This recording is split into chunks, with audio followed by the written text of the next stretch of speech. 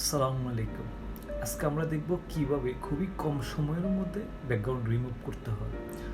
এর আগে বলে রাখি, ফটোশপ 2021 আপডেট ভার্সনটা খুবই জোস। এখানে অনেক ইন্টারেস্টিং ফিচার আসছে। এর মধ্যে আজকে যে টপিক নিয়ে কাজ করব সেটা একটি। তাহলে চলুন দেখে নেওয়া যাক কীভাবে খুবই কম সময়ের মধ্যে ব্যাকগ্রাউন্ড রিমুভ করা যায়। শুরুতে আমরা সিলেকশন টুলে যাব। সিলেকশন টুলে গিয়ে select subject, then just press Ctrl+Z. ওকে, ডান।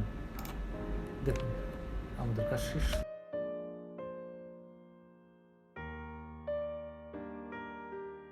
জাস্ট আমাদের একটু কাজ বাকি। আপনি কিবোর্ড থেকে পি প্রেস করবেন অথবা এখান থেকে আপনি পেন টুল নেবেন।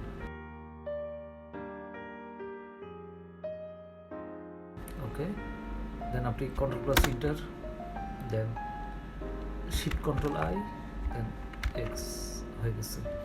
অসংখ্য ধন্যবাদ ভিডিওটি দেখার জন্য।